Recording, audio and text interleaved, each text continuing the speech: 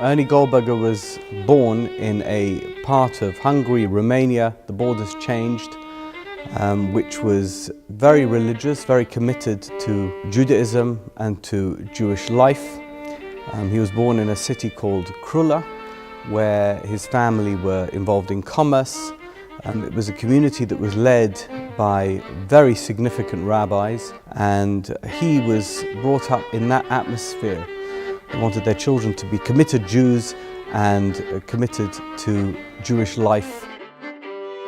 Compared to American life, it was a disaster.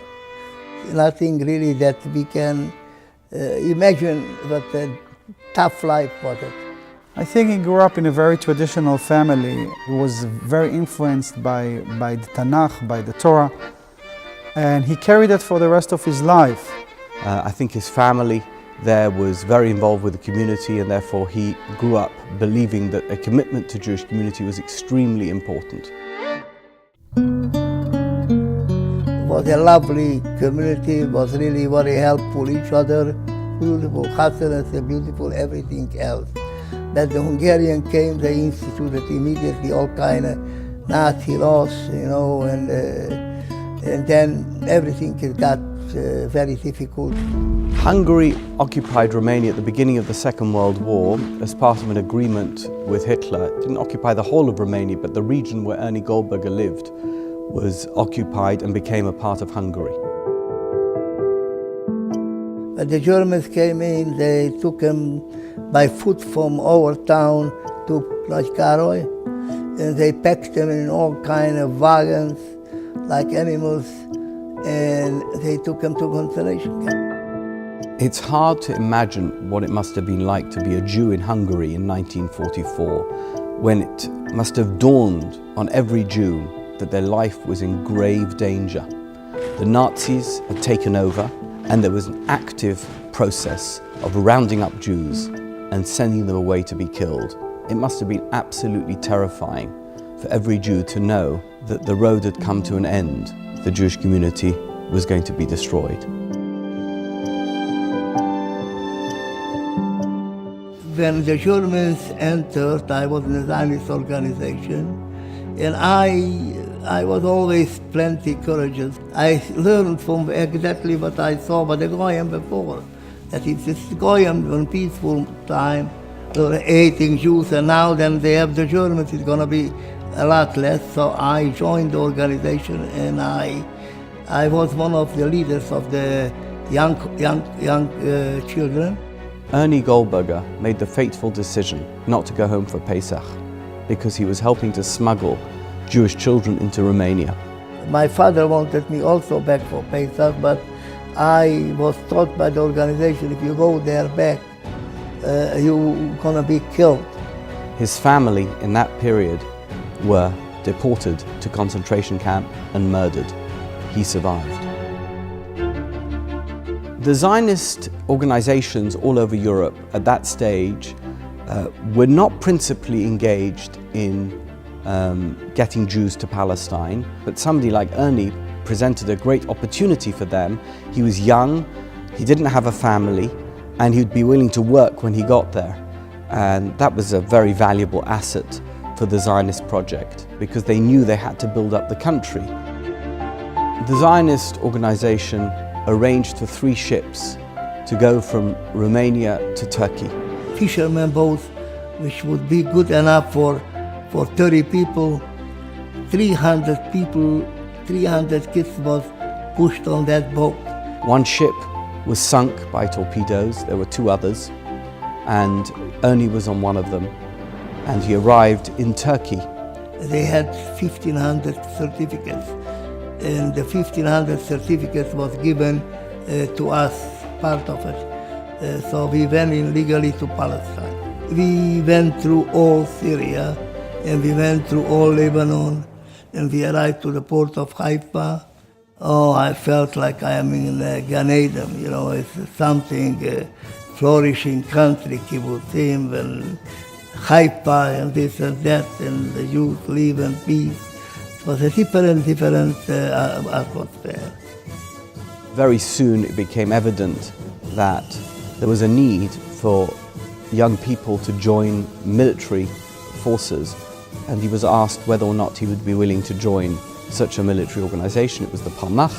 He immediately agreed after the war, the Second World War was over, and when it became clear, evident, that the creation of the State of Israel was imminent, and he could have a key role in making sure that that happened as part of a military force. אנו מכריזים בזאת על הקמת מדינה יהודית בארץ ישראל. היא מדינת ישראל.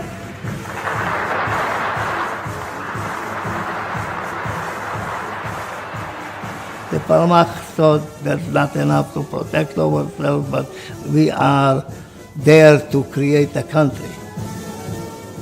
One of the situations that arose after the creation of the State of Israel was the siege of Jerusalem. Jordanian forces began a siege.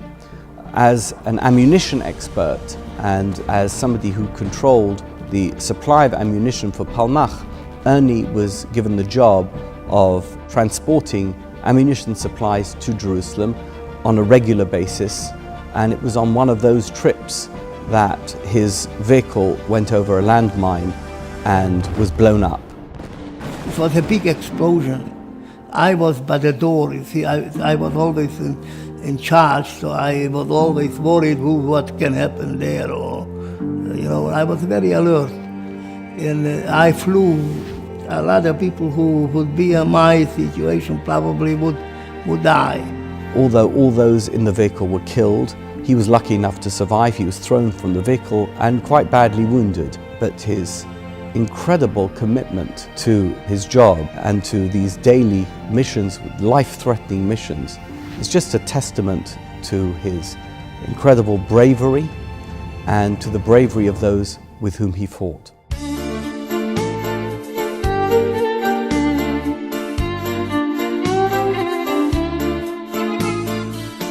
You have to give the best of you. We all had in mind that God is with us, we're going to win the war. Up till that point, I really was not really religious. And then I saw that this must be God's hand, and there will be no any other solution to think that it is not a God's hand. To lose your family and to lose everything that you have, and then coming to a new land. And yet, when he was approached by the Palmach and asked whether or not he would be willing to be a part of the military force that would help in the creation of the State of Israel, unhesitatingly he said yes, and that's what makes him a hero of Israel. Heroism not only when you die. Heroism is you save somebody who should not die, or to save your country. I feel glorious that was a part of that 70 years. Chazak v'amatz Am Yisrael chai, and the main important that people should teach their children of the strength of power to resist. Ernie is an extraordinary person. He survived the Holocaust, made his way to Palestine, and became one of those who created the State of Israel.